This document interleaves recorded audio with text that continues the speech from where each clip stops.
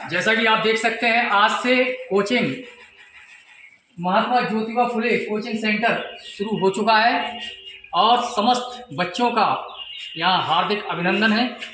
आएँ और शिक्षा ग्रहण करें और समस्त ग्रामवासियों से भी हमारा अनुरोध है, विनम्र निवेदन है कि अपने सभी बच्चों को यहाँ भेजें और कम से कम शुल्क में यहाँ बच्चे शिक्षा ग्रहण करें। हमारा कहना है कि कोई भी बच्चा शिक्षा से वंचित नहीं रहेगा और गरीबी जो है इसमें जो है बाधा नहीं बनेगी। हम इतनी कोशिश करेंगे कि कम से कम शुल्क में जो है बच्चों को पढ़ाया जाए। तो जैसा कि आप लोग जानते हैं, मेरा नाम सुनील है और मैं ग्राम पचपैरा का निवासी हूँ। तो जैसा कि आप लोगों को कल बताया गया था मैसेज के माध्यम से, वीडियो के माध्यम से, कि अपने गांव पचपैरा में एक कोचिंग शुरू होने जा रही है जिसका नाम है महात्मा ज्योतिबा फुले कोचिंग सेंटर। तो इस नाम से अपने गांव पचपैरा के जो बगीचा है तो वहां पर अंबेडकर पार्क है, तो इसी अंबेडकर पार्क में ये कोचिंग शुरू होने जा रही है।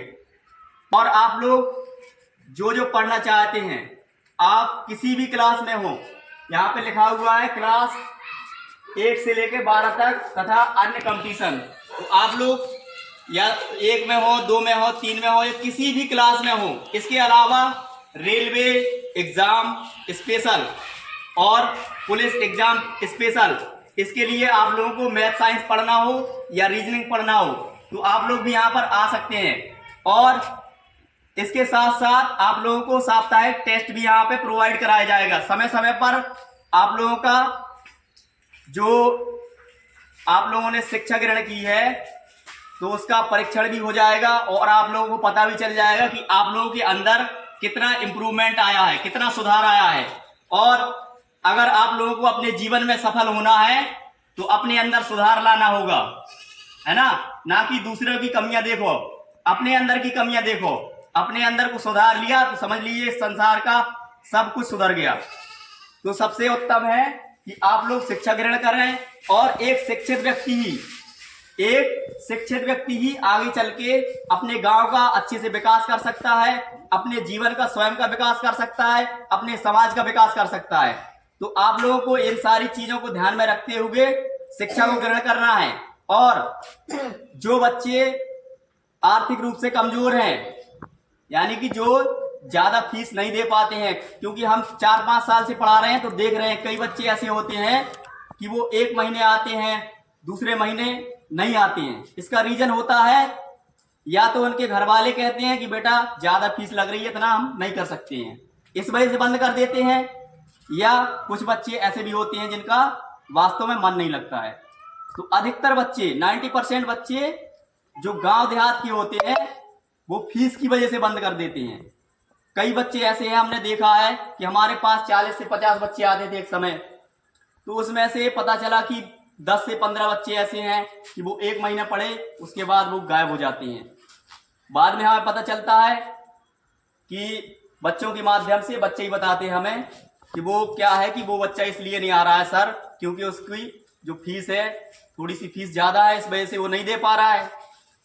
तो इसी वजह से ये जो कोचिंग है इसी वजह से स्टार्ट की गई है कि गांव के बच्चे निकल करके शहर में जाते हैं। बगल में महोबा है, अपने महोबा डिस्ट्रिक्ट है ना, तो महोबा में जाते हैं तो क्या है कि देखिए महोबा में मिनिमम 300 से 400 रुपए फीस है, मिनिमम 300 से 400 रुपए फीस है अगर आप 9th 10th क्लास में पढ़ते हैं या 11th 12th में पढ़ते हैं।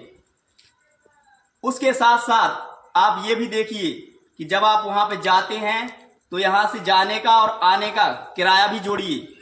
300 रुपए महीने में होता है जाने का और 300 आने का, है ना, तो 600 रुपये हो गया। और मिनिमम 3000 रुपये लगभग हो जाता है साल के अंदर। 12 महीने नहीं पढ़ोगे तो 10 महीने जरूर पढ़ोगे। 3000 वो हो गया, 3600 रुपये हो गया आप लोगों का एक साल का। लेकिन यहां पर क्या होता है, आपको 200 से 300 रुपये में पढ़ाना है, ना कोई रिक्स है आने का जाने का। वाहन परिवहन आप देखते हैं आए दिन सुनने को मिलती होगी न्यूज में, है ना। भला भगवान न करे ऐसा किसी के साथ हो, लेकिन ऐसा होता रहता है अक्सर। तो इन सब चीजों से भी बच जाओगे। और मेरा खास तौर से कहना है कि जो गांव के बच्चे हैं गांव में ही पढ़ें, है ना, हम उनको बेहतर शिक्षा देने का पूरा प्रयास करेंगे। बस एक बार आप ट्रस्ट तो कीजिए, बिलीव तो कीजिए, विश्वास कीजिए इस अपने छोटे भाई पे, बड़े भाई पे, है ना, अपने साथी पे, दोस्त पे। हम भी बहुत सारे बचपन से लेकर आज तक बहुत सारे संघर्ष किए हैं, है ना। आप ये समझ लीजिए कि हमने मजदूरी भी की है, रिक्शा भी चलाया है ना, और 1 साल पढ़ाई भी छोड़ दी थी। उसके बाद आके फिर से एडमिशन लिया, उसके बाद फिर पढ़ाई जारी रखी। पढ़ाई में हमने ये मान लीजिए कि हमने गरीबी को बाधा नहीं आने दिया, गरीबी जो है उसको बाधा नहीं बनने दिया। हमने कहा हम किसी भी तरह पढ़ेंगे, लेकिन नहीं, हम पढ़ेंगे चाहे जो हो जाए। तो उसी को ध्यान में रखते हुए हमने अपनी पढ़ाई लगातार जारी रखी। बहुत सारे परेशानियां आई हैं और हर स्टूडेंट के लाइफ में ये आती हैं प्रॉब्लम्स।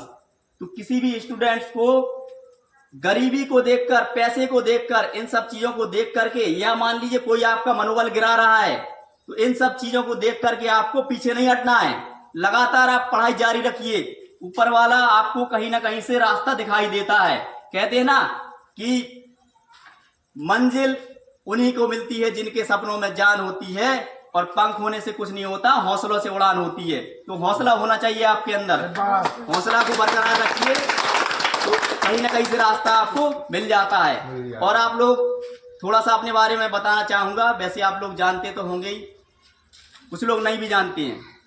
तो देखो, हाई स्कूल, इंटर, उसके बाद मैंने पॉलिटेक्निक डिप्लोमा भी महोबा से किया हुआ, इलेक्ट्रीशियन ट्रेड से, है ना। और उसके बाद 2022 में पास आउट हुआ था मैं। और उसके बाद लगातार 2019 से मैं कोचिंग पढ़ा रहा हूँ। 2019 से 2026 होने वाला है। कोई अगर देख करके, उम्र को देख करके छोटा समझ लेता है और निकले तो छोटा बच्चा है, इसको क्या नॉलेज हो, क्या ज्ञान होगा, है ना। एक बार आके देखिए, आप मिलिए, है ना। और रेलवे का एग्जाम भी क्वालिफाई किए हुए हैं, वो तो नसीब ने साथ नहीं दिया, नहीं तो आज रेल ड्राइवर होते, लोको पायलट, है ना। सभी लोग जानते हैं अच्छे से। नहीं हो पाए हैं तो हम सोच रहे हैं कि जो ज्ञान है हमारे अंदर, थोड़ा बहुत जितना भी है, तो हम आप लोगों को देकर चले जाएंगे तो फिर आप लोगों को वो ज्ञान नहीं मिल पाएगा। हम भी चाहते हैं कि हमारे पास जो ज्ञान है उसका विस्तार हो, प्रसार हो, सभी लोगों को मिल सके।